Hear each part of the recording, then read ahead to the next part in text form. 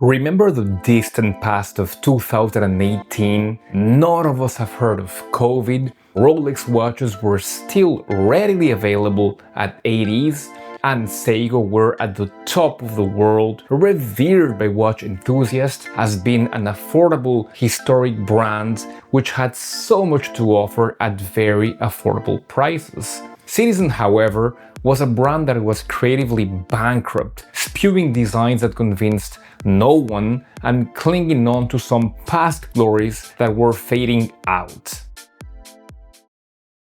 Let's fast forward to today. Seiko have lost a lot of appreciation from their original fan base by raising prices without improving the quality or specs, and in spite of their marketing efforts, they haven't been able to really capture new desirable markets. On the other side, Citizen are on everyone's mouths and hearts, releasing hit after hit and capturing the attention of watch enthusiasts everywhere. What happened in the span of those 7 years that can explain the decline of Seiko and the resurgence of its national arch rival to its detriment? And more importantly, is the battle already lost for Seiko, or can something still be done? Well, let's find out in this video. A little disclaimer first, I was and still am to some extent a Seiko admirer, so whatever I say here is only from my perspective as a disgruntled ex-fan. Feel free to disagree and especially to let me know why. I am absolutely open to respectful debate. Let's remember that the brand is so significant in the world of horology and holds so many world firsts, and as we are reminded often, single-handedly caused the quartz crisis with the introduction of the first mass-produced quartz wristwatch, the Astron, in 1969. Even today, the brand is one of the most vertically integrated industrial companies in the world, and all of the fields of expertise it delves into is impressive, ranging from mechanical timepieces to hybrid movements, and of course, imaging technology with Epson. But let's play a little game and let's try to imagine what went through the heads of the decision makers at Seiko HQ that fateful day in 2018-2019. Well, the executives saw a clear decline in sales and obvious threats from down market with the rise of microbrands and Chinese watchmakers. Seiko could not compete in terms of value. It was obvious that it had to do something. So it reacted in a way that appeared extremely bold. In 2019, they discontinued some extremely iconic models, the SARB 033, the SARB 017 Alpinist, and maybe more significantly, the famous DesKX, which was a staple watch it had been making since 1996. The salt in the wound of the fan base was that it brought a new Seiko 5 that looked a lot like the DesKX, but lacked the ISO certification and screw-down crown, but kept the inferior Hardlex crystal. It did put a 4R36 movement inside it, which was superior to the aging 7S26 of the DesKX, adding hacking and hand winding, but that was not enough to appease the fans, especially because the price had significantly risen. The brand also launched an aggressive marketing campaign targeting different audiences with a plethora of SRPD models, wanting to position them as edgy, urban, and even dressy depending on the variations. And to replace the SARB 017, they brought a new variation a few years later with a new movement, the 6R35, which suffered from backlash as a few tests showed it severely lacked in precision. The watch was, however, moved to the Prospects line with a price that almost doubled. You can imagine that the faithful Seiko fan base felt betrayed, seeing its beloved models discontinued and replaced by more expensive and sometimes inferior models. In spite of the backlash, the company persisted and heard nothing of the feedback regarding inferior specs and bad QC. They gave us some mixed models like the Seiko 5 GMT, but some clearly inferior ones like the overpriced SNXS, which ended up further eroding the fanbase trust. Even in the now mid-range of the Prospects line, upwards of $1,000, there was talk of defective QC. But before we go any further, if you're enjoying the video and you're not subscribed yet, why not do so to get more content like this? And if you're already subscribed, leave a like, it does help the algorithm know that you're enjoying the content. Thank you very much. While Seiko was shooting itself in the foot, the world of entry-level watchmaking was radically changing. Chinese watches that were up to then the laughingstock of the world were getting better and better, as were micro brands. But more significantly, an old rival emerged from the shadow to have its revenge, Citizen. While having many inventions of their own, Citizen had always been in the shadow of Seiko. They had truly no models that could rival with Seiko in terms of significance.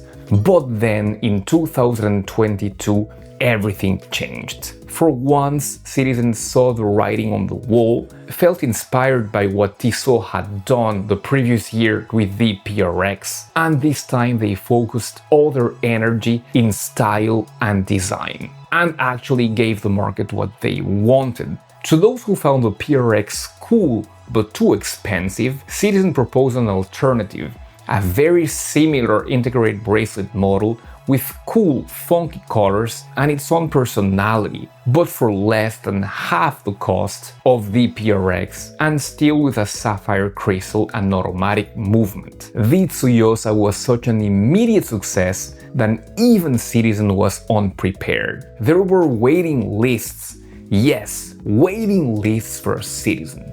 But once the first production problems were solved, the brand wasn't going to be caught in the same logistic nightmare as the Moonswatch was. The watches kept on rolling down the assembly line, as many as the market could absorb. But Citizen wasn't done.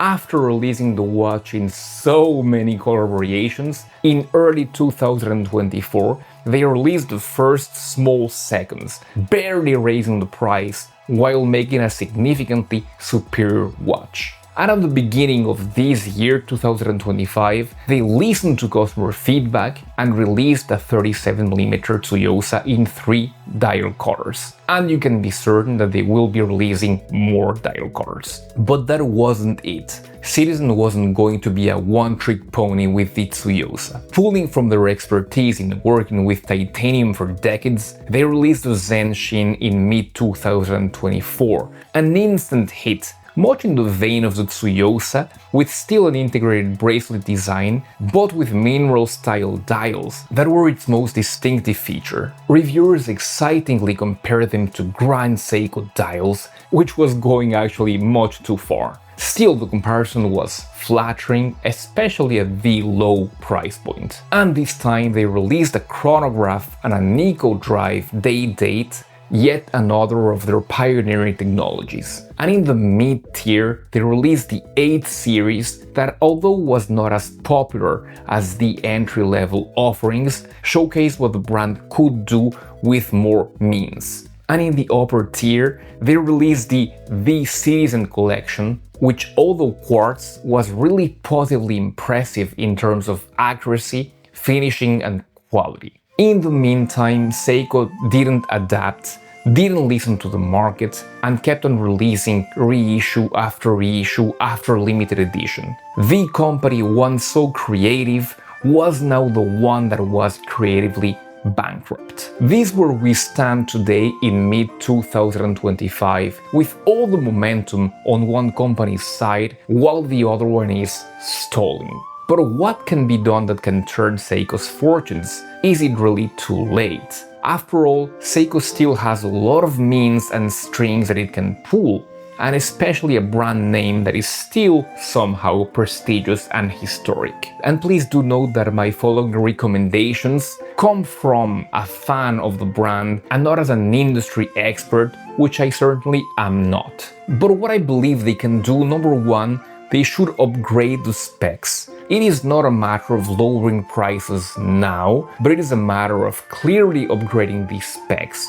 The company should ban hardlicks, which has become pretty much the bane of modern entry-level Seiko, the material which has become the focus of all the fanbase frustration. Number two, they should do some serious quality control, even in the entry level, and definitely suppress the QC issues in the mid and upper ranges.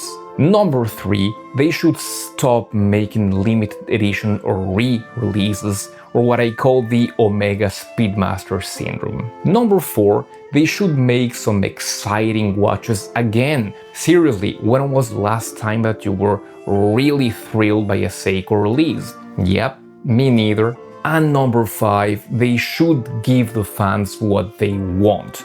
Release an DesKX with the upgraded 4R36 movement, a sapphire crystal, and sell it for around $400. And I guarantee you that it will sell like hotcakes. And I know that these were modded for ages, but an official version made by Seiko would add so much more. Then and only then, after years of holding these recommendations steady, the brand could expect to win back some of the fans' goodwill. On its side, if Citizen wants to remain on top, they should keep the great iterations coming, keep on listening to customer feedback. For example, everybody has been clamoring for a 37mm small second Tsuyosa. Keep the prices down, certainly below the $500 mark, and bring the Japan-only models to international markets. If you want to know more about the many great releases by Citizen, I have compiled a list of reviews I've made about them right here. Trust me, they are worth it. I'll be seeing you right away in those videos.